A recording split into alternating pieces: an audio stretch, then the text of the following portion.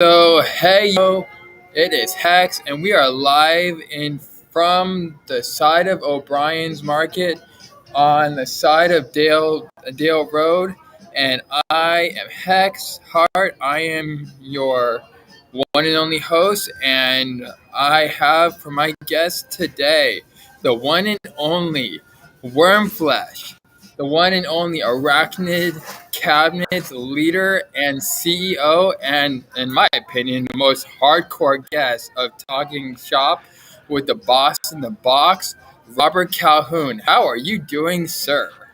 Oh man, today's been pretty good. I did my first live Twitch stream today with one of my artists who is the guitarist for the Human Extinction down in Montebello, Los Angeles area, and he is also the community moderator for Legator Guitars. So we had a good 2.5, maybe 3 hour conversation today. Couple technical difficulties because it was my first time streaming. So, but all in all, it panned out really well. There you go. Okay, so let me get out my things for a second. Yeah, take your time. So we're all people. At the present moment, judging by what is behind you, and I'm pretty sure that if a lot of the people at home were watching Talking Shop, they already have a large view of you. But let's have a little bit of a review for those that obviously weren't paying attention to that. Why don't you tell us a little bit about who you are as Robert Calhoun? Oh boy. So I am literally a military brat, grew up on installations. I was born here in Sacramento, California, but moved away when I was 6 because my dad went TDY. I was raised partly in Tennessee, Texas, a little bit of Reno, Southern California, Santa Barbara County, back to Oklahoma, so back to the Midwest, and then back to California. So on top of being a military brat who moved around, having a father who was a gunsmith and a grandpa who was a clockmaker got me accustomed to shops, tools. Being a skateboarder early on in my teenage years got me accustomed to the desire to build ramps and boxes.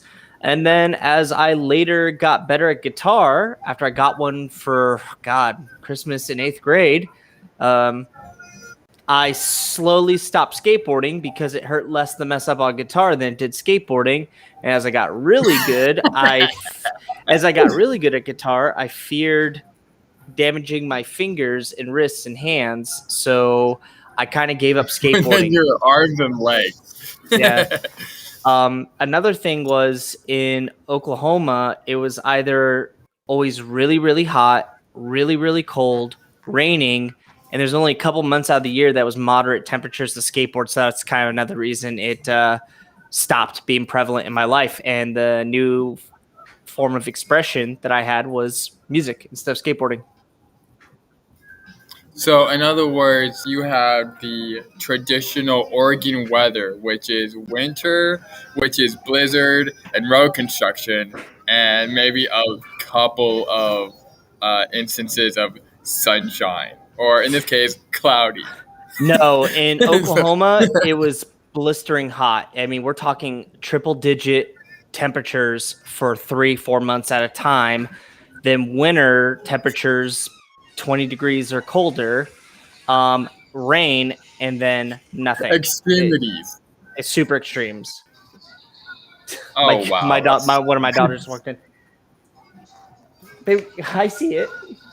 Baby girl, close my door, please. Yeah, I am so back on my background as well. I am also a father of 3. I am a loving husband, married to a super dope wife who, if it wasn't for her, I don't want to say Arachnid probably couldn't happen, but the scale at which I've been able to grow it and the investments I've been able to make to finance things that I'm not getting quite through customers yet, because I'm still, believe it or not, an up and coming company. You would think, oh, he's been around for, he's like established. Oh man, people are sleeping on Arachnid hard. So it takes a lot to really. I mean, when it comes to companies, talking from one startup to another, I have to say that it's always a process. One of the things that actually you yourself said in Talking Shop was that you are always growing. You try to never stale. You always have to get better. Absolutely.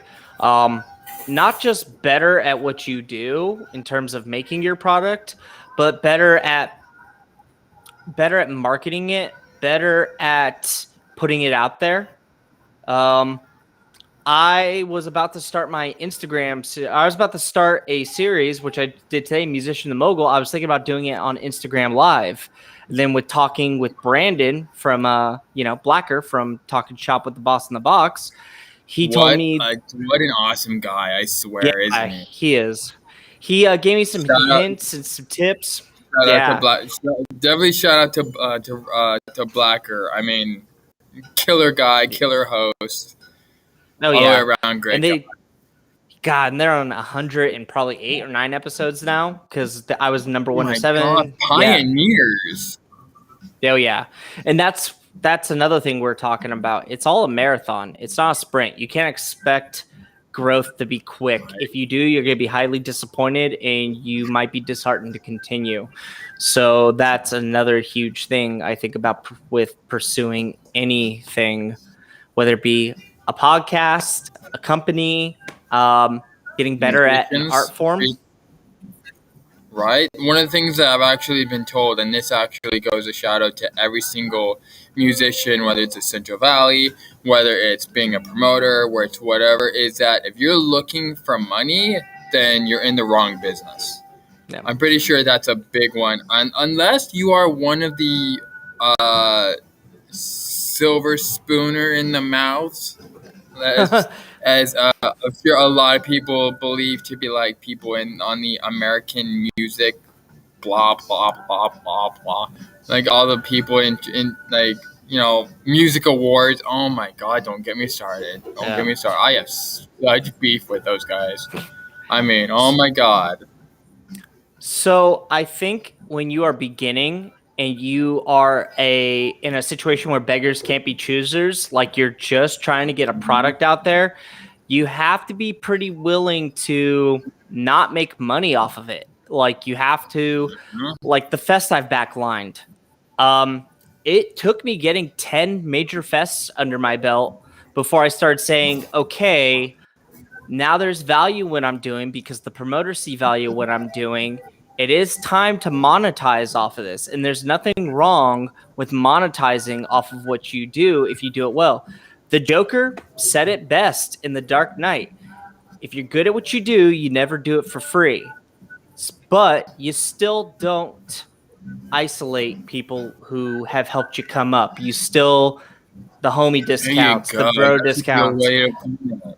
Yeah, but actually, that's go on. But that doesn't mean that you have to give away your service for free. That's a mistake I made early on. Is I did one endorsement for free, and I built the cabin. This is when I was in a situation where I was living on a couch. I had no money to my name, but I persevered, and I built this cab. I sent it to the guy, and he told me everything he was going to do, premiere to music videos, record with it. He was like, yeah, I'm not doing this band anymore. And I was like, what? I was like, well, then you need to send me that cab back. He's like, no, I'm not sending you your cab back. Yeah, so that was a large dose of reality right there. That's why people are horrid sometimes when it comes to taking pro bonos. Now getting it from me personally, I would take a pro bono, but I would honestly, if I really had the option, I would gladly, and this goes I'm probably speaking out against most promoters around around my area, possibly. But I like to pay my bands. I mean, I'm probably the weird one in that where one of the great things for me as a promoter, and I say promoter lightly given I'm technically a startup also, but when I did the 2020 show, when I did when I do the shows that do pay well, Yeah. I don't squander. It's like, dude, you know what? You deserve what you did. Like, you were on my stage. You count as my work. And so I will give you what you deserve. I will not go, you only played this well, or, you were kind of late, or, I need some of this money more than you. I don't, fuck that shit. No, I don't do that. I will literally go, dude, here's yours, 20%. Here's yours, 20%.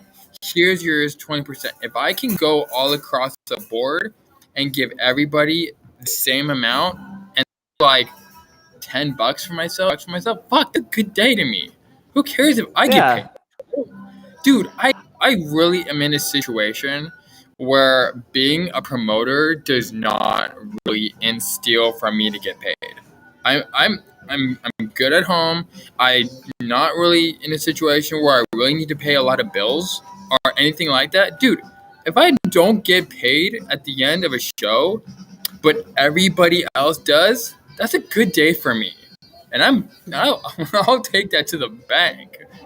Yeah, and Like, that's kind of one of those reasons why I've been able to somewhat keep Arachnid like decently good prices. I mean, my cabs aren't super cheap, sadly to say. They're on par with Mesa Boogie costs, or a little bit more, but they are custom made, and the quality speaks for itself, and the perseverance of the cabs at all these festivals speaks for itself. I've not swapped out any speakers in the cabinets that I use for my backline since I started backlining fest. So those speakers, when people hear them for the first time and they're like, oh my God, these sound good. Like, dude, this is like fest number 10, going on 1,000+ hours of these speakers getting played. Now, one thing you touched on with promoting and whatnot is Arachnid actually began as Arachnid Booking.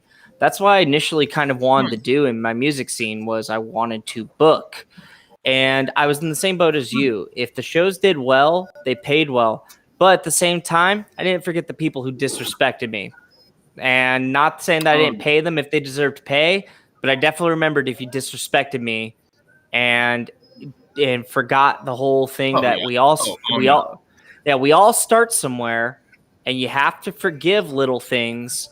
So you can either be that dude who's all like cool, or you could be the dude who wants to be an asshole and mouth off. Some people out there, yeah, exactly, right. There are some people. Go on. Oh, I was gonna say one of the bands that I booked once, the drummer gave me a bunch of fucking lip for being about 10 minutes late. And the show did really well, but they didn't bring anybody. It was kind of an obscure location, but not hard to get to. And the show did really well. I think I paid every band like 80-ish bucks, and I didn't pay that one band. And I didn't pay the one band because the drummer first off mouthed off to me. Actually, I think I paid everyone but him. I gave it to like one of his band members. But I said, you guys didn't bring anybody, and your drummer ain't Dave Lombardo from Slayer. He has no room to mouth off to me and have demands. And that's how I left that. And I never forgot that. That's an interesting. Well, on some level, I have to agree with that. But on the other hand, I find that work ethic is more work ethic. A lot of people tell me that when it comes to this type of job, you have to be a little bit more focused on I was often told that personality, like your personal feelings, personal at home stuff, and then music have that cut along. And trust me, I'm probably kind that's been smacked upside the head quite a few times for forgetting that. I don't know how many times there are people that like have unfriended me in the music industry because I went on a Yeah, I've had political that to me rant too. at one point over big Democrat. Well, trust me, you know what? I hate myself for it. You know, I done some things I'm not proud of, but it's that's kind of how it is. But in the regards of the work, I find that work is work and the personality is personal. But let me tell you, on the basis, Mm-hmm. there are definitely some people that I would be very leery to giving positions to if and when it came to like a possible gig.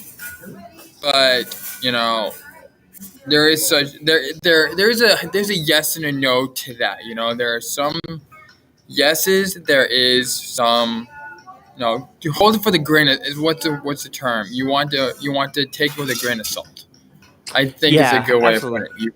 Yeah, you want to Yeah. yes, and you want to no. Yes, you want to give that person the payment they deserve. Do I want? Probably not. Probably not. Or if Yep. I do, there's gonna be some heavy repercussion beforehand. Like, dude, if I'm gonna hire you again, you better like ship up, or you know what? This is the last gig I'm giving you. That type of Yeah. thing. If it's Absolutely. not, And that was just one of those. Yep, that was just one of those moments where I already didn't. The student like me to begin with, and first off, to just mouth off at me, um, be rude to me from the get go, and you not even be in a position where you could even bring bands or not bring bands, bring heads or people. Like your value is really low in my book now. Sorry, it's just that's what it was. And you mean that's just where I was at. I was also, when I was 19, 20, when I was like way more elite in terms of my metal taste than I am now.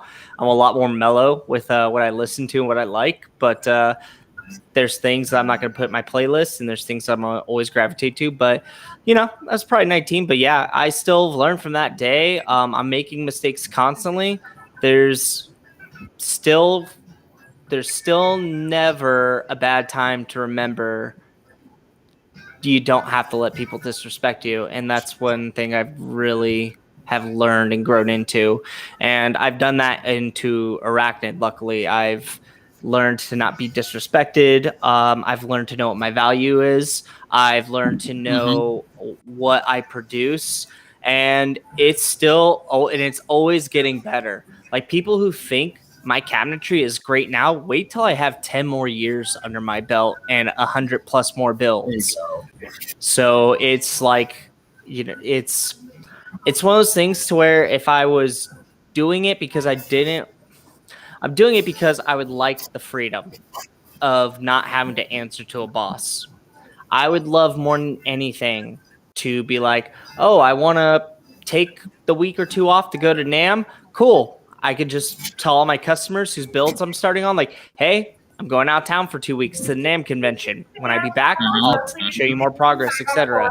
If I want to go on tour for 2 months, if it's with Wurmfest or if it's another band who needs a guitarist and they think I'm a fit, I can be like, all right, dear customer A, B, and C, and D, I'm going to go out on tour for a month. I'm going to make sure I kick ass on your cabinets now. I'll say, when I get back, I'll put some really good hard nights into your builds and have more progress. And that's the ultimate goal.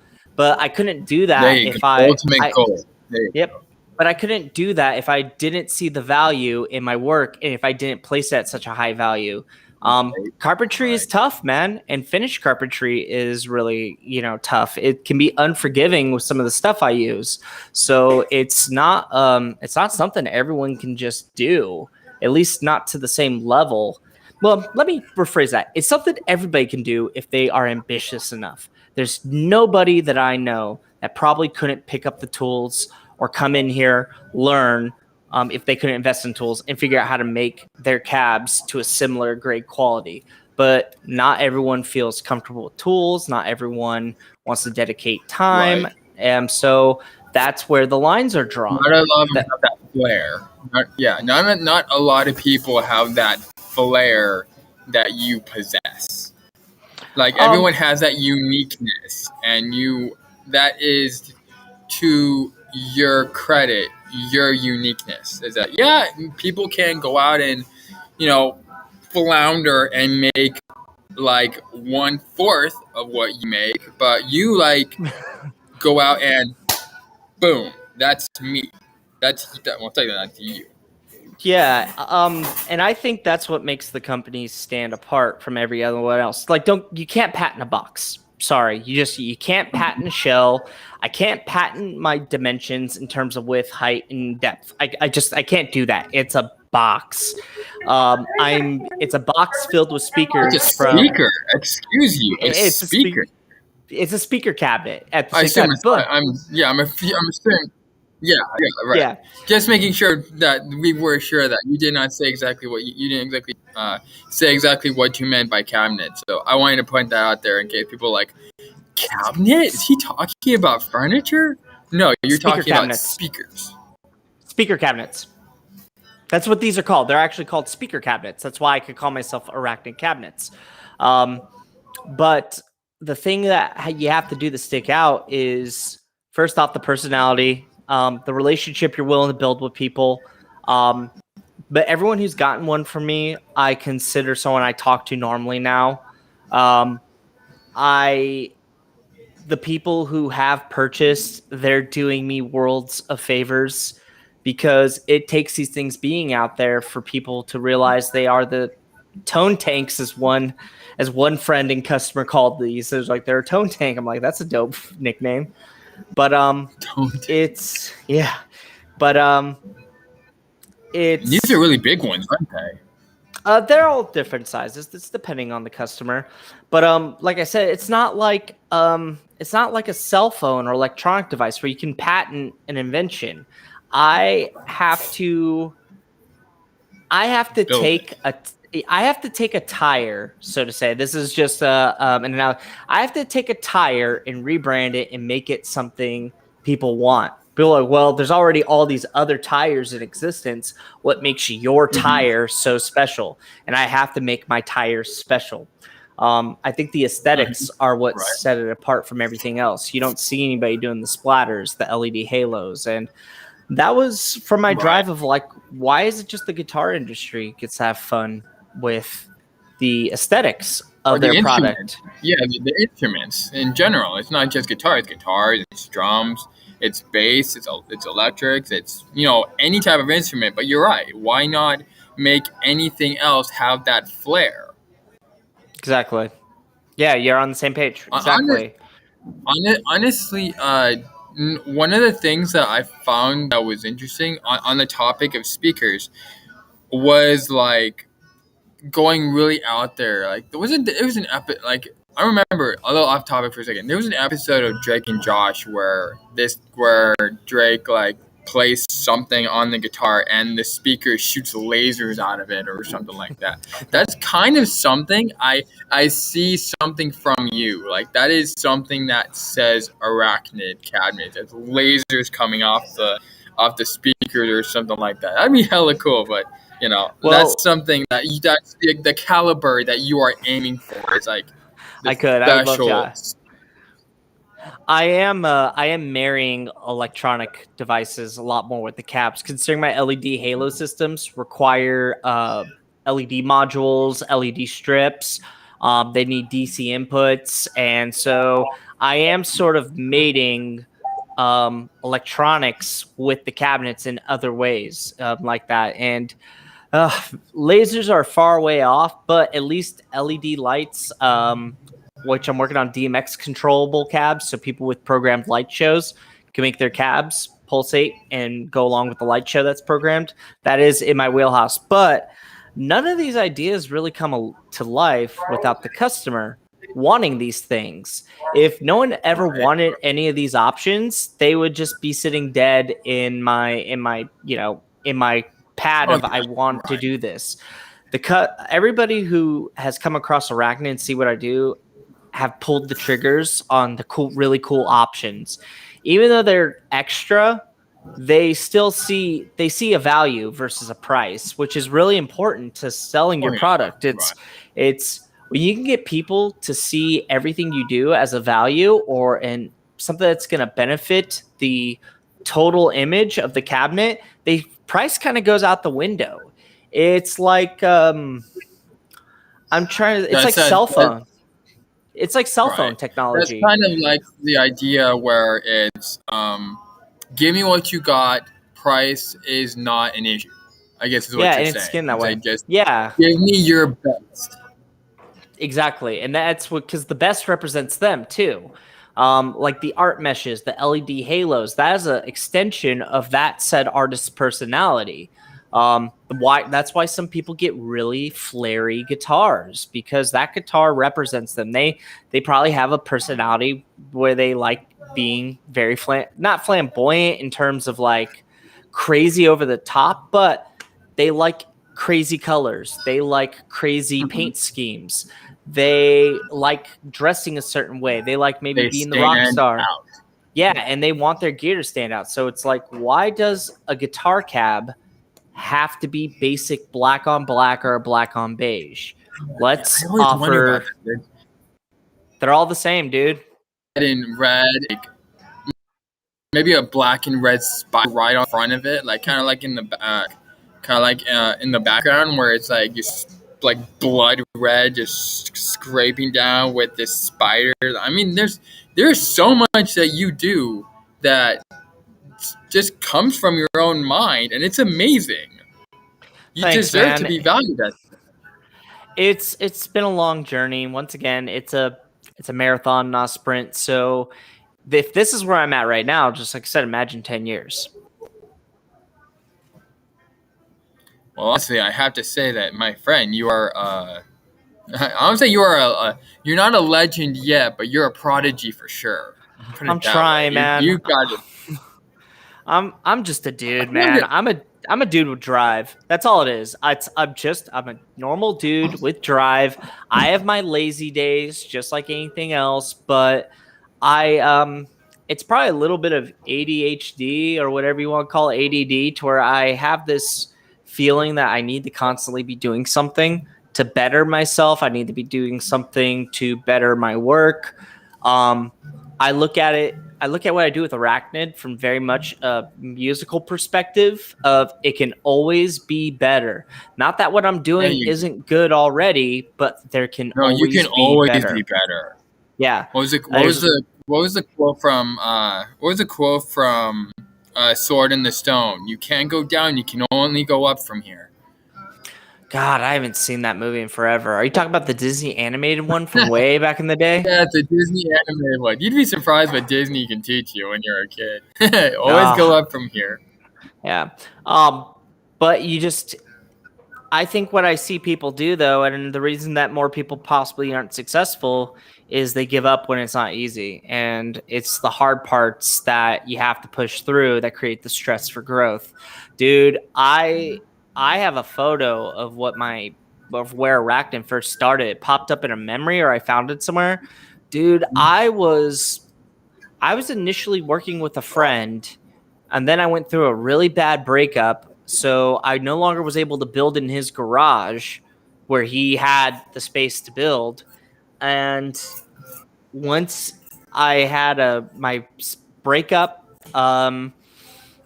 he kicked. I had to take like a couple weeks off to a month because I was just like I was sort of reestablishing my footing, not being in a relationship anymore. And so because he told me to get all my shit and get out of his garage. So that's what I did. Then I had to literally build projects in the living room of my apartment. I'm talking carpeted, my furniture, using my kitchen table chairs to be sawhorses, so hold up one end of wood and cut. And I mean, I was building in the living room of my apartment, dude, running saws, creating sawdust. That's what I had to do. I had people that I said I was going to make builds for. Yeah. There are people who paid me for cabs, and I had to build them, and I had to overcome that. And then even when I lost my apartment and I had to figure out where I was going to build, and I was sleeping on a buddy's couch. Oh yeah, that's for sure. Once you lose that net, like that's where the real survival instincts kicks in when you don't want to let this go. You're like, I gotta keep doing this, but how Yeah. and why, when, and you just survive. Like fight or flight kicks in when it's something that you don't want to give up. You're like, I'll do anything to keep going, and you'll pray to the gods. Exactly. And for me. Exactly. And there were a lot of moments where I could have justifiably stopped doing Arachnid. I could have been like, hey guys, I could have like made a public post to everyone who I like was like, I'm going to do Arachnid. And be like, I've lost my living situation. I lost my place to build. I'm going through a huge breakup. I had with my oldest daughter's mom. There's a lot of things that were really in my ball court where I could have justified not pursuing anymore. I didn't have the money to pursue it the way I needed to. I didn't have the money to invest in the tools I needed or the bits, but I had all. That's the ironic thing. I had the time. Weren't you in Wurmfest at the time? No, actually, I didn't really do. So I started Wurmflesh, or at least attempted to, around the same time I was starting Arachnid, but no bandmates. I was just writing music. I was writing music in Guitar Pro. I was sending ideas out to people. I started Arachnid around 2011. Wurmflesh didn't start until about the beginning of 2014. So there's about 3 years span where I was pursuing the music for Wurmflesh because I was writing, but didn't have a band to perform with. All right. I'm sorry. I was just questioning about Wurmflesh. I'm sorry. Go back. You were talking about. No, it all melts together. That's the funny thing is Wurmflesh and Arachnid are like this. Wurmflesh is the band that allows me to get these cabs on stage, play through them, and spark the initial interest. And being able to play festivals and whatnot, like, hey, get Wurmflesh on the festival, I'll provide a backline. And that's the kind of thing I've had to do. I've had to really to give both facets of my life opportunities. I didn't have to, but I wanted to, because I also wanted to be in the position of meeting some of these bands I was on these festivals. Because if I'm providing a backline, that means I can also be a stagehand and talk to these people. Oh yeah, there you go. Yeah. From talking from one tech to the other, I think I told you that at the very beginning. Actually, at the very beginning, Mike Vanek actually brought me on 209 Productions. Shout out to Mike Vanek, by the way. Yeah, Mike. He was actually he put me on 209 Productions with Jeff with Hoffler for 15, 18, almost 3 years. If I'm maybe 4 years of just shows and shows and shows and shows. And believe it or not, I have to say I would not be a member of the metal scene if I had not taken a step into Spinnakers and had that first show with Mike Vanek as a stagehand. I went in there as a stagehand. I went there as a tech. Hoffler, shout out to Hoffler again, badass sound engineer and an awesome comedian. He actually at one point literally said, "Dude, if you want money from me, you have to go over to the stage, hook up my equipment, and if you do it right, I will pay you." And he says, without help. And now, mind you, I'm super beginner, have no clue what I'm doing. Whenever he re-edited my work, of course, people gave me a lot of guff for that. But he's like, go do it. So I went under and I'm starting to plug things in the way I remember. And I'm like, is that it? I don't know if I'm doing this correctly. So I'm like, I can't do anything else. So I head over outside like a guy heading up to the guillotine. And like my head dropped. And I looked at him and said, I'm done. I'm done. And he goes, well, I'll go check. He puts out his joint and he walks back inside and he experiences it. And I am sweating bullets. Yeah, I Like can you know imagine. this. So you know this song, "Sweating Bullets" by Megadeth, sure Sweating do. Bullets. Yeah. That's me. And as soon as what a dick! I swear. Okay, so he finishes my expression. He looks at me, like glares at me, walks away towards the back of the door, opens it, says, "Good job, Rivy," and slams the door behind him. It's like, Hey, man. did I win? Did I win? He actually at that point gets onto the mic and says, "Congratulations to Rivy, who gets paid from me today because he set up the stage all by himself." And Nice. that was the start of like the music scene for me. I mean, ever since then, like whenever there was a show, I tried to be in the metal scene because the metal scene was my home. I mean, I don't know, nothing but losers, Bavmorda, everyone in the music Yep. scene, Know like all those it's guys. my family. Yep. Know all those guys. So Played oh many my a god, show. I feel you. Like stage handing to some is not is very what they say is a very unforgiving is a very unforgiving job because I've heard it all when it comes to how bad stage handing be, audio tech be. You get treated pretty badly. So honestly, They expect a for lot from you.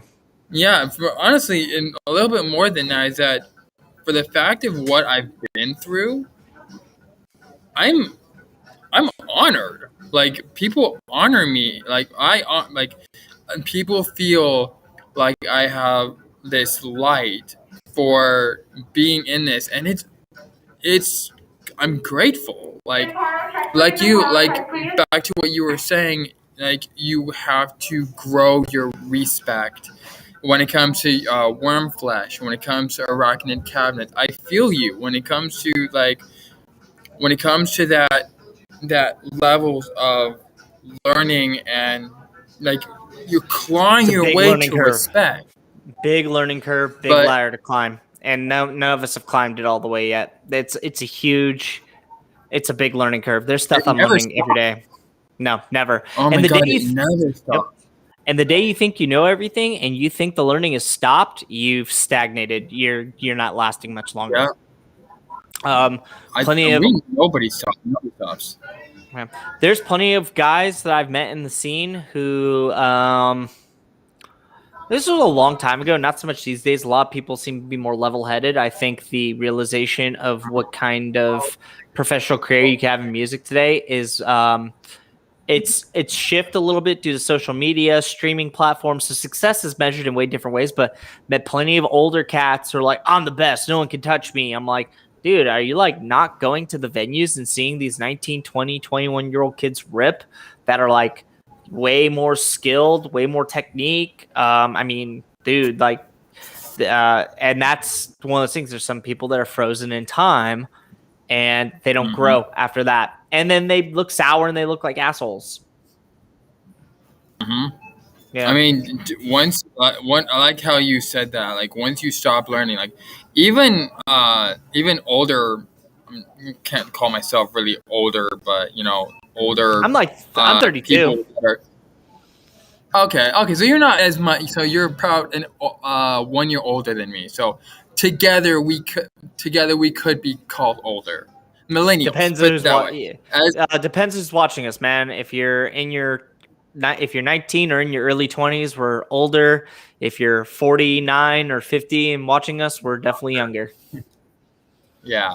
So I guess the more older you are, the more, even though how it is harder to view. I don't know what it is with like the generations after each other, but I would, if there was someone younger than me that could do better for me, and I'm pretty sure that do better than me, I would probably try learning from them. I don't care. Oh, Why not? do you know how many like 10-year-old prodigies there are at guitar? Like that I could probably learn a million things from. They're everywhere. I mean, they really are. There's kids 15 right now who have probably surpassed me in every single way on guitar, even if they're not playing brutal death metal. Just theory, technique, skill, ease of playing. I mean, there's 15-year-olds right now who are way above me. So that's another thing you Like have to you said, it's realize, all about learning. and you got to humble yourself to realize there are definitely people better than you, but at the same time, don't shit on your worth. There are going to be there's always going to be someone better than you. It doesn't mean that you're not great at what you do, but Right. that Your that value person, does not yeah, right. but So that keep thing you going. want. I'm interrupting you. No, you're all right. But the people who are better than you don't want to cut them off and like get this pissy out. Well, they're better than me. Those are the people you want to be friends, so you can learn to be better. That's really what it is. Sorry. There was a quest. There was actually a way that was said by by our there was by Skinner. Sorry, I can't remember his name for a second. Norman? Our our guest yesterday, a day ago, Skinner put it that when you are grouping with when you are grouping with three trash, will become trash. When you group with 5 rich kids, you will become rich. That's a good way of putting it. Because you want to be exactly with the people that are going to bring you up, or if not, they are better than you to help you raise the bar. There's a huge amount of truth in that. So if you are one of the people to where your main crowd they hate life, they think Monday sucks, they hate their job, but they're not doing anything about it.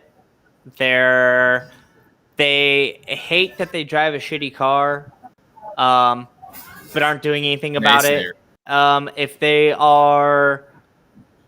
If they just are one of those people and they look at someone else who's doing better and says, well, they just got lucky, or they must have had a handout.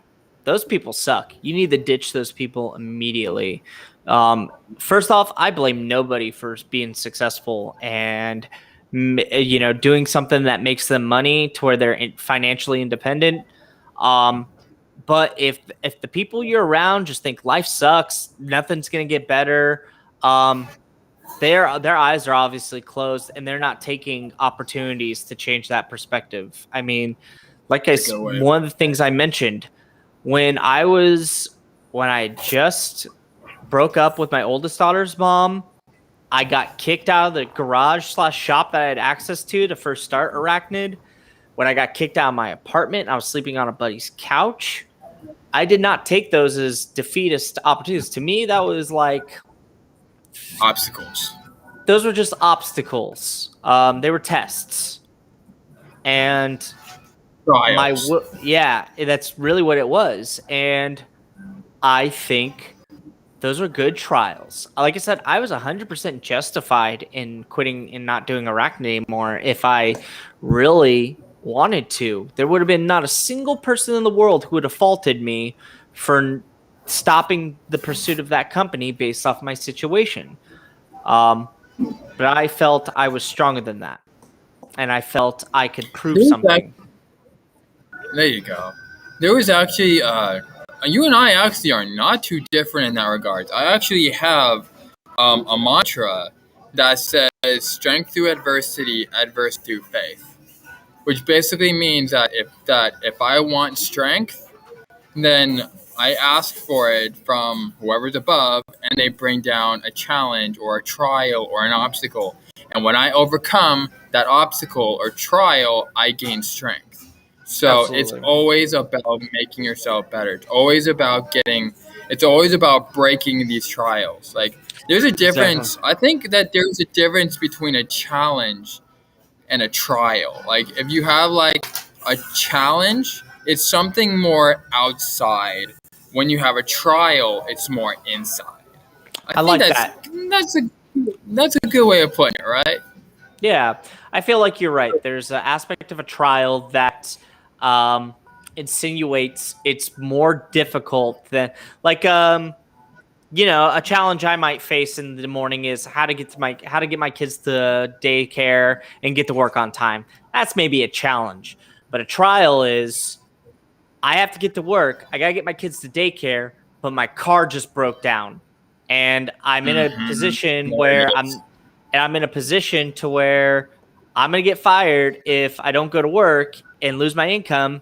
And my kids, are going to, I don't know. That's a trial. Like, that's a trial. There's so much more outside of myself as well that has to be accomplished in order to overcome the issue. So that's a trial. Like I said, I like your train of thought on that. So I guess you could say it's a Norse Viking trial. Given I have Norse, I have a side of me that's Norse. So I guess I follow a lot of the old Viking proverbs. Nice. So we talked a lot about your past. How about talking a lot if you can? I mean, we can keep going. I have time. I have time. Could you tell us more about Wurmflesh and how many connected with? God. Okay. Let's see. Wurmflesh started in 2014. Beginning of 2014, maybe even the end of 2013. I think me and Mitch were jamming about 2013, but not like we maybe jammed once or twice. Got connected through Greg Chastain of Imbibe by the Quasar, Ex Malevolent, and it was me and Mitch for a really long time. I had to pick up vocal duty and guitar playing duties because we couldn't find a vocalist. So for the first couple revisions of Wurmflesh, it was just me on guitar and vocals and Mitch. Then we brought Joel Barrera in on second guitar about a year or two maybe into really being serious as a band. And then Joel just ended up not being a fit for the band. Then from there, we got... I'm trying to think who came next in the fold. My ex-vocalist from Siphon Soul, Richard, who is now my vocalist in Wurmflesh. I'm stuck on Siphon Soul.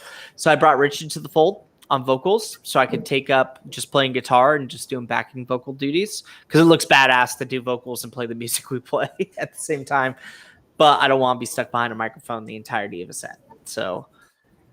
From there we got JW on bass, and after that we've been playing before JW we had Sean Ward from Solitary Parapsism on bass. He played our first Spring Meltdown, which was probably our first really, really big important festival, and I think one of the not the first festival Arachnid backlined, but it was one of the bigger ones with tons of bands with notoriety. That one had Origin, Goat Whore, so many huge bands. I backlined 3 stages for that fest, and then after that, we got JW on bass, and JW was with us for about a year, and then we got signed to Comatose Music in 2018. And once we got signed, JW left, said that Wurmflesh wasn't we weren't on the path he thought we were. I don't know what that means to this day, sadly. Then from there, we got Curtis Riley on bass, and Curtis is still today our bassist.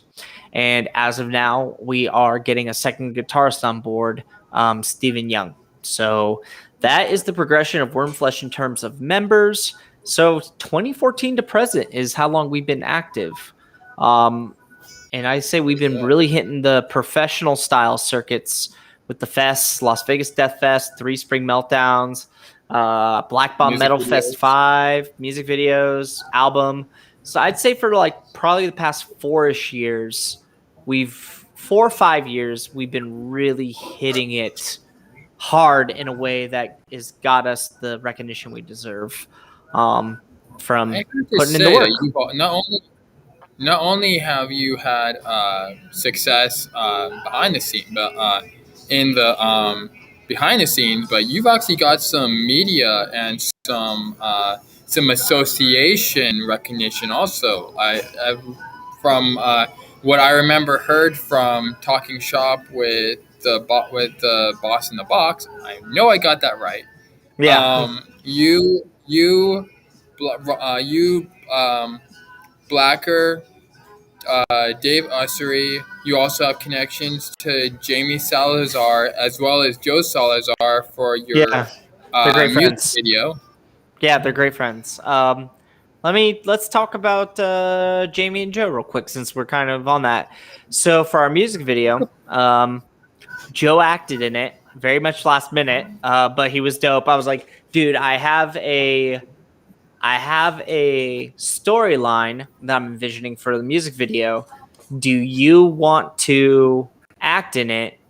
And it just so happens Jamie does gore makeup too, because she's a makeup artist and hairstylist. So Jamie did all of his gore makeup. And then another thing Jamie did for us, which was really dope, it was really a quick thing since they live in the area of where we got our album produced, or we're living in the area of Modesto and that surrounding cities. Jamie went in and she put the intro scream on the song "Propagated Self-Hatred Through Viral Media." Oh, shit, that's nice. Yes. So Jamie has a vocal, what would you call that? She has a vocal guest spot on the album. It was just a scream, but I knew she has those really high pitched shrill, like, oh hell yeah, woman getting stabbed in the woods scream. So that's what I needed. I needed a really high pitched shrill woman getting stabbed in the chest in the woods and screaming at the top of her lungs. I just knew Jamie could deliver that. So sure. I've actually hold on. I want to big shout out to Jamie and Joe Salazar. Oh yeah, yeah, totally. Oh my god, you two are amazing as always. Also shout out to Dave Ussery as well as Brendan Blacker of Talking Shop, with the boss in the box. I never remember that. That's all right.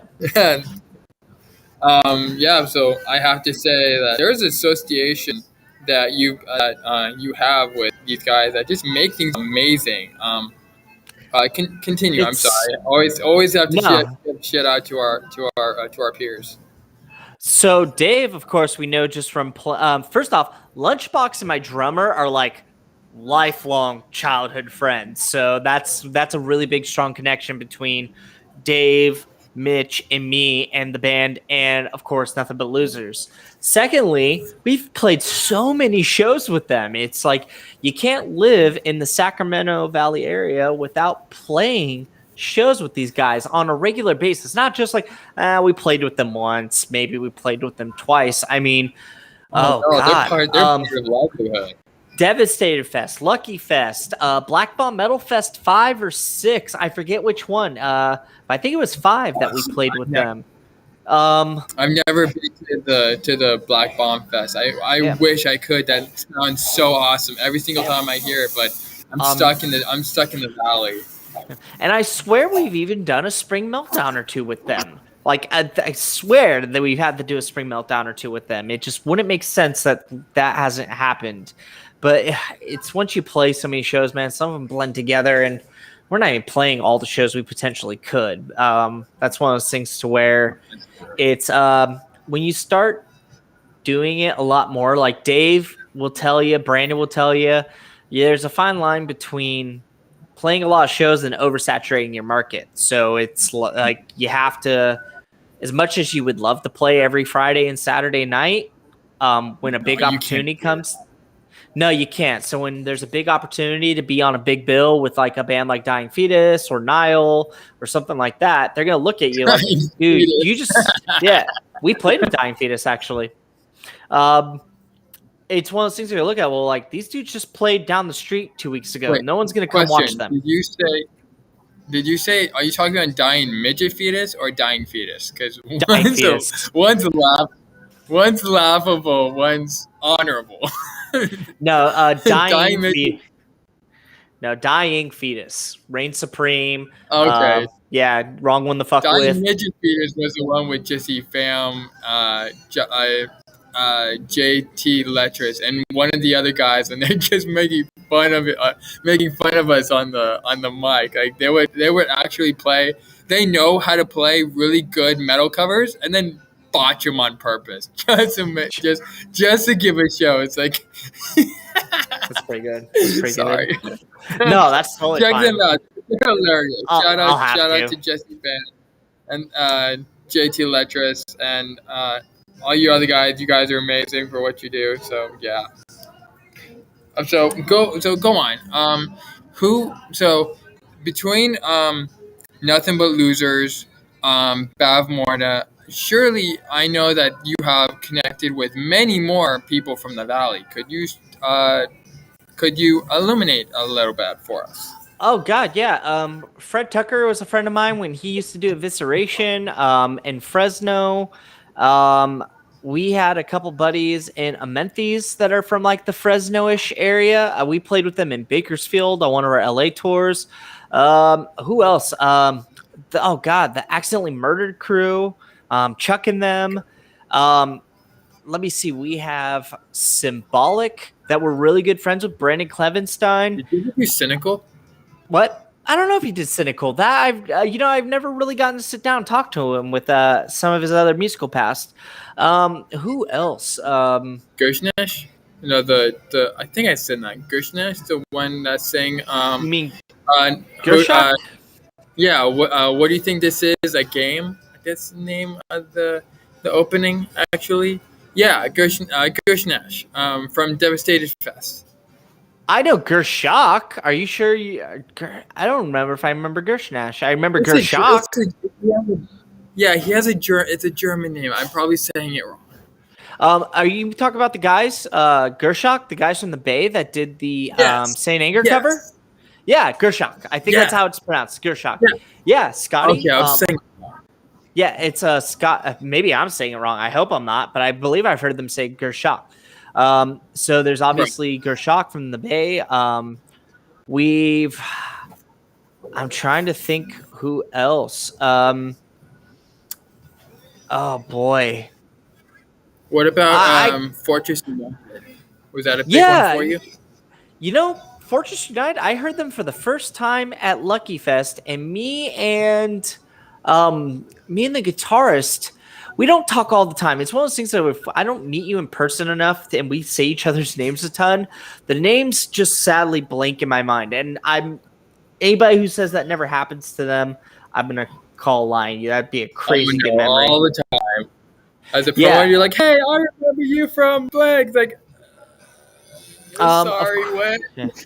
Of course, there's Aiden Reed from Echoes of the Forgotten and... oh God. There's so many guys who you end up playing these fests with. Oh God. I mean, because Aiden and Ian do Black Bomb, Abysmall Piss.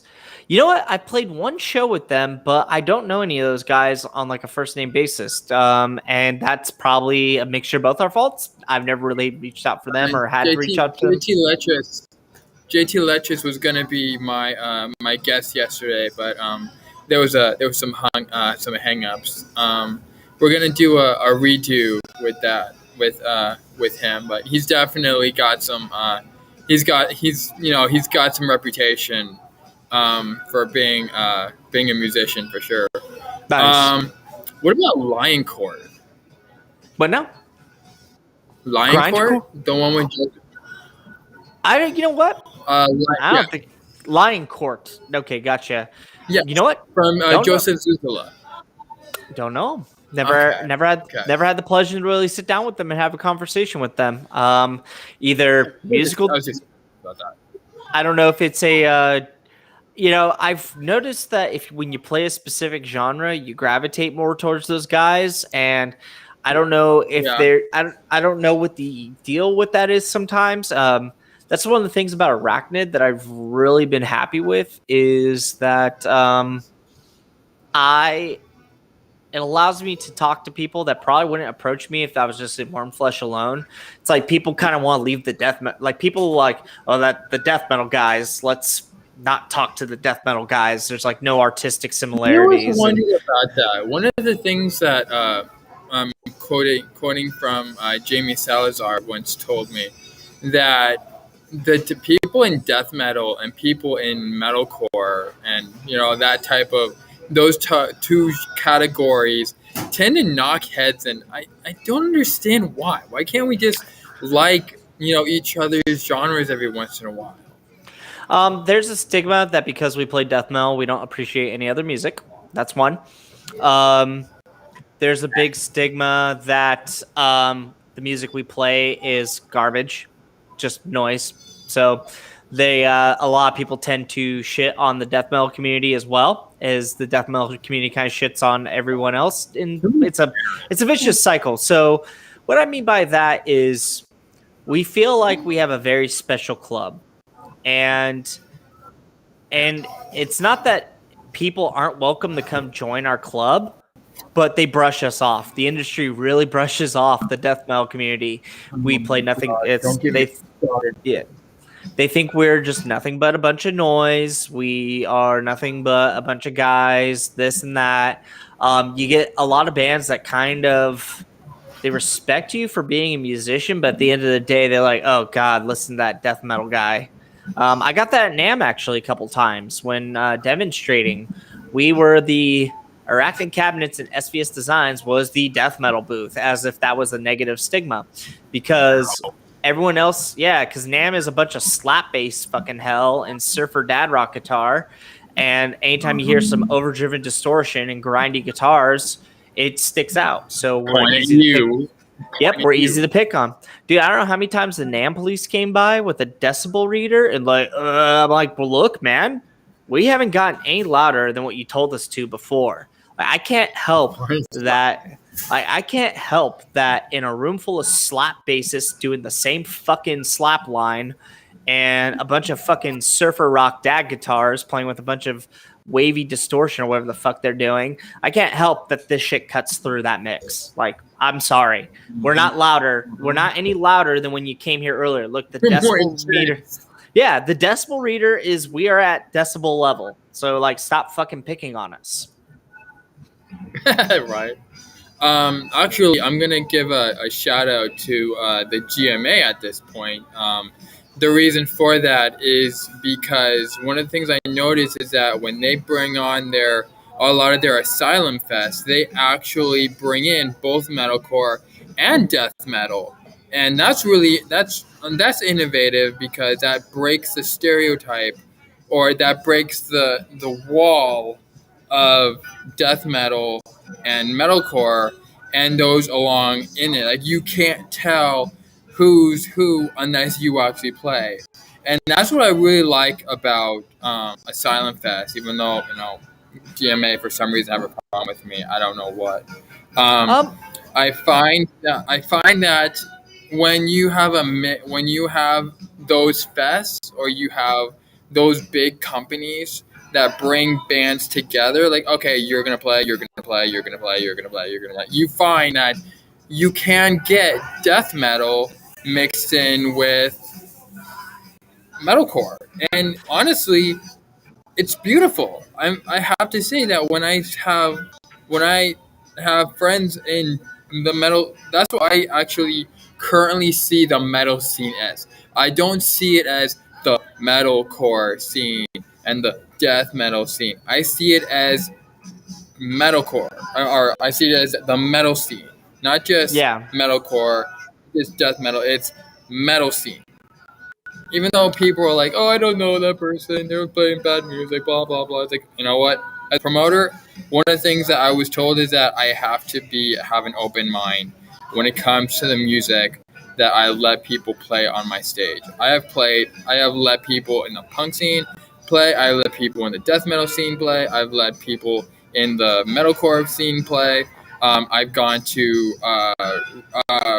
reggae. I've been to as many different scenes as I can, because I'm as much a lover of all types of music as I am a promoter. So I have to be sure that when I am putting, now the difference is that if I'm going to put on a specific stage, then I have to put on a specific genre. And that kind of limits it. If I'm going to go, I want a rock, a rock stage, I have to put rock music. If I want a metalcore stage, I need metalcore. If I want death metal, I need death metal. But all in all, I'll throw metal on there, and I'm gonna have a good time. I think overall there isn't a big I don't think there's a big divide between metal, deathcore, and metalcore these days. It's a lot more united, so to say, because even those genres have stepped up the levels of brutality. They knew they couldn't. Those genres when they first came out, they were still very infantile. If you want to think about it, you got to think for metalcore. You still Killswitch Engage was like them and As I Lay Dying were kind of like the heaviest. And now listen to like deathcore and metalcore today. There's blast beats, there's guttural vocals, there's death metal slammy riffs intertwined with the melody that they do and other things. So I think the gap is bridging between the genres a little bit. I just think when you have a genre, if you want to think why I believe that death metal has had a huge divide with those genres, is metal in general, like the people that have been keeping it true to roots for a really long time, they've had to struggle with what I call flavor of the month bands and genres coming in that only have about a 10-decade lifespan coming in, and then the genre dies, and then everybody says, oh yeah, like that was cool, but I'm able to get what they do with these bands that have been around, that have been doing this for 20, 30 years. So it's like getting a pure. The only reason I would not work, the only people that would not work for are the people now that are in the rap group. I'm sorry, I'm all for poetic, dark rap, ICP stuff like that, but I can't do like I can't do it. I can't do. There's just some pop metal there's just some pop rap that just I can't do. I'm pretty sure that a lot of metal fans agree with me that there's just some music that you just don't do. Oh, dude, I have daughters, man. I have daughters, dude. I have to listen to pop music like all the time. I've even learned some pop covers on acoustic. They just say, man, yeah, I have little girls, man. My oldest is 10, my middle is 5, and my youngest is 2, about to be 3. So, as much as they like to, I have to listen to all that. But yeah, I think what happens is after a genre survives 10-ish years, and they've not only has the genre lasted 10 years in the extreme metal community, but it's also evolved a lot. That's when death metal is like, oh yeah, I think they're cool now. It's just one of those things where it's like, look at the 80s with the Bay Area thrash movement, even the German thrash movement, like your Sodom, Creator, and then everything on the East Coast. It's one of those things to where hair metal. Yeah, hair metal. I mean, who doesn't like the first Motley Crue album? Everyone like in love with Bon Jovi. All those guys knew that at the core of it, those bands were going to last forever, and they didn't. The excess that they were portraying, any band that was like a metal band where it was nothing but girls, motorcycles, the Los Angeles Strip, teasing your hair, dressing as women. That shit didn't last it only lasted 8, 9, 10 years. Come 1991, grunge had killed all that basically. And the bands like Slayer, Testament, Anthrax, Exodus, all the death metal bands that started emerging like Suffocation, Cannibal Corpse. Metallica. And Metallica too. Yeah. I stopped listening to Metallica. Yeah, there's question for Metallica in the Big Five. Metallica Black Album could have been forgiven if they came out with and Justice for All 2 after Black Album. Black Album could have been greatly forgiven in the metal community's eyes, I think. Creator has produced an album or two that wasn't great. Megadeth has produced an album or two that wasn't great, but then they came back to like Full Swing Megadeth and Full Swing Creator. So, what is your take on Avenged Sevenfold, by the way? Oh God. Yes. The guitar players are too good for the band. No, I kid you not. Those guitar players are too good for what that band's producing. I know they could produce. I bet those guys have so much crazy shit in their capabilities that they could branch off and do a band that surpasses Avenged Sevenfold in terms of aggression, technicality, but Avenged Sevenfold's super commercially successful. Why would you piss on your paycheck? Not true. One of the things that I really like about Avenged Sevenfold, going back to the understanding of different genres, is that M Shadows and Sinister Gates. They actually contribute on. They feature on the River, but just seems to jump that song exponentially if you've heard that song before. Nah, Good Charlotte's one of those bands my wife likes, and I could care less about, sadly. Well, I have to say that Avenged Sevenfold, they make that song better than Good Charlotte. Yeah, that's why I say, like, I guarantee Sinister Gates and they could legitimately branch off and do something so dope. I know it's in their ability, but Avenged Sevenfold pays the bills. There you go. So we've talked a lot about music, and in this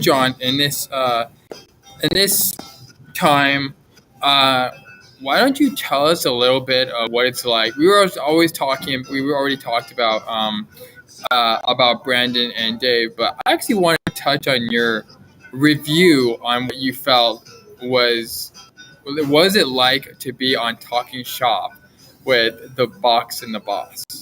Boss and the Box. Oh my God, so fast.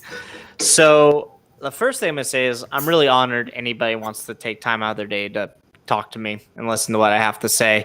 I'm a dude living in middle class America, Citrus Heights, California. It just so happens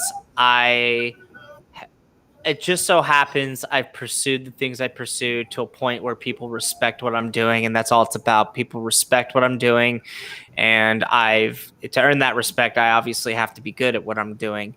Not saying I'm the best. Tons of people miles better than me, dude, but that doesn't keep me from being on my path. But first off, to get back to the root of your question, just honored that we're even on. Secondly, they run a super professional setup, dude. I think that they did a great job of keeping the subject matter evolving, which was really nice. And I think even they said to me it was really nice they didn't have to pry anything out of me, which I try to be. I mean, I don't want to be on here making you have to pry stuff out of me. That would really be awful if you're like, so what's your thought on this? I'm like, I don't know. Yeah, that's cool. Yeah, you're actually really mature. We're at an hour long, and we're still going. Yeah, we are. Yeah, that's what happens with good conversation, man. So first off, I think their show is really well put together. I think it's dope that they got the Rockstar or not the Monster Aftershock. Rockstar was Mayhem Fest, I think, or something like that. They got Aftershock, which is Monster. I think it's really dope, and that's another proof in the pudding that being persistent with their show and with what they're doing got them where they were at. And not that they don't mind doing the podcast, but they're gonna be getting a little bit of revenue for advertising. And like I said, when you do anything and you're good at it, there comes a point where you're like, I gotta start being compensated, because it's like now I'm producing a service that is legitimately making an organization look better. Like when I provide a backline, I used to do it because I really need the exposure, because I need my cabinets to get heard. And what's a better way than people playing with their own amplifiers, their pedal boards, and guitars? Now it's at a point where it's people know what kind of quality they're going to get out of Arachnid sound wise. They know what they're going to get out of me as a stagehand, because I do work as a stagehand when I backline. And now I know I'm providing them a service. I am helping them save tons of time by bands being able to load off a handful of equipment versus all their equipment. So it's got to the point where I recognize I'm providing a service, and that's where I think they finally came in. Monster Aftershock saw them, saw their podcast, saw that they're about 100 plus episodes strong, and said, these guys are providing a service. Let's give them something to advertise, because we have faith in them. We have faith in them that their advertising it is going to help boost attendance. And that's the working relationship between any entity. When I endorse an artist, when a company endorses me, because I'm still an artist, it's about the working relationship. When I approach a company for endorsement, I don't go, what are you going to give me? I go, what can I do for you that you're going to find valuable, or what can I prove that I'm doing to you that you find valuable, that you're willing to take food out of your kids' mouths to get me a product? And it doesn't matter if they're not even giving it to me for free. If I buy an instrument that would normally cost $3,000 or $4,000 and they're giving it to me for $2,000, that is $1,000 to $2,000 less that they have in their pocket to pay their mortgage, put food in their mouths, put food in their kids' mouths, put clothes on their kids' backs. Same thing with when people approach me for Arachnid. Yes, I'm going to value your skill level, but at the same time, we got to remember, you're basically stating that by me taking money out of my pocket and providing you with a product that you want and you have heard is going to deliver the performance that you need, you got to remember, like, what are you going to help me with? What about you is going to boost? What about you is going to boost the presence of my customer? Yeah. Yep. It's got to be it's got to be a reciprocated relationship, and that's where Brandon and Dave have obviously, business, and this is where Brandon and Dave have obviously exceeded expectations. Aftershock sees value in what they're doing and says, okay, guys, I see value in what you're doing. Let's promote us. And I can't speak to say what they're getting in terms of compensation. Maybe they're just getting passes for free. Maybe Aftershock is kicking them a couple bucks. I don't know that deal of their working relationship with Aftershock. But I would think. Go ahead. Okay, I was gonna say, from what I've noticed Dave's actually one of my first guests on a HexHeart podcast, and honestly, he not basic on how he interacted with me, as well as interacted on his show. He has his, I want to say professional, because I guess you can say being on stage is needing to be professional, but he has his nerves. Yes, he has his nerves. He has his muscle memory when it comes to being in front of a camera, whether it's being on my show, whether it's being on his show. Not only does he know how to bring it, but he also knows how to take it, and that's a really big thing when it really not only comes to business. It comes to being on the middle of the camera, but it also matters to be in the business sense. And one of the things that he has very clearly said is whether it's wrestling, whether it's being on stage, whether it's being a podcaster, whether it's being an advertiser. There are a numerous for Dave Ussery that has overcome bounds of just challenges, and like we were talking about, trials in his profession, Yeah, whether it's absolutely. and not to knock Brandon either. I've talked to Brandon also. Brandon has also been on my show, and once again, another high level pro. He's been in bands. He's been in situations where he has not only knocked down a few challenges and trials, but he himself has actually risen to plenty of new heights, and it shows when he talks. And oh my God, the amount of still humility too. Like whenever I talk to Dave Ussery just gave me just gave me a message on a profile message where he says that he gave me a compliment, and this guy is getting up into the pros, and he still is favoring the little guys. He's bringing the love to his fellow musicians, pros, family, and then humility going talk about humility. Also going to Brandon Blacker, he also has been really cool. I mean, every single time I'm talking to the guy, he's like, dude, I appreciate you. Thanks for helping me. You're awesome. Watch what we're doing.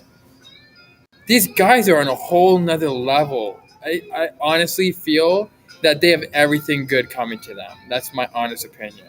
I'd agree. And Brandon, of course, with Devastated Fest, I think he just went on his 4th Devastated Fest or his 5th one, but it was a live stream, which I know it's not the same, but it still happened. He still organized it, made it happen. It was brilliant. I mean, Devastated Fest. Actually, his idea of a electric. Like electric Devastated Fest? I think that's what it's called. It's It'd be a live streamed probably a live stream. Right. Okay, So the live stream Devastated Fest was honestly brilliant. I mean, Yeah. it wasn't live, but what he took down in live, he made up in performance. Like Yeah. all the bands were either in music videos, they were upping their live features by being alone in their area, like whether it's being alone in their backyard or it's a garage or whatever. They upped it. And he is just so what a genius. I can't say anything else. Brandon Blacker is a genius about it when it comes to that. Yeah, I like Brandon a lot. All right, well, it's getting really late. So okay, one last question: how can we reach you? Oh, okay. So you can reach me at www.arachnidcabs.com, Instagram, /arachnid_cabinets. You can reach me at facebook.com at Arachnid Cabinets. Also, I now have a twitch.tv /Arachnid Cabinets. So those are all easy. Facebook, you can find me if you come across my profile personally. It is me and my wife at Aftershock from several years back. So considering we're just speaking of Aftershock, so those are all the Wurmflesh. You can go facebook.com /Wurmflesh. You can find us on. You might want to spell that. W because it's spelled U R. yeah. Yeah. So Wurmflesh is WURMFLESH. You can find us on Comatose Music's Bandcamp. You can buy our album from Comatose Music. That's our label. You can buy the album from us if you reach us to us directly. So we're in a couple places. Okay, well, everyone, first off, Robert Calhoun, the one Thank and you. only, I actually gave you the nickname, the Carnivore, but I'm gonna go ahead and label you the Prodigy, Thanks, man. on the moniker. So, everyone, this has been a HexHeart podcast. Robert Calhoun, the Prodigy. Thank you very much, and Thanks, I man. will That's see you humbling. Yeah, totally, man. Anytime. All right, everyone. As always, we make today. Oh, yeah.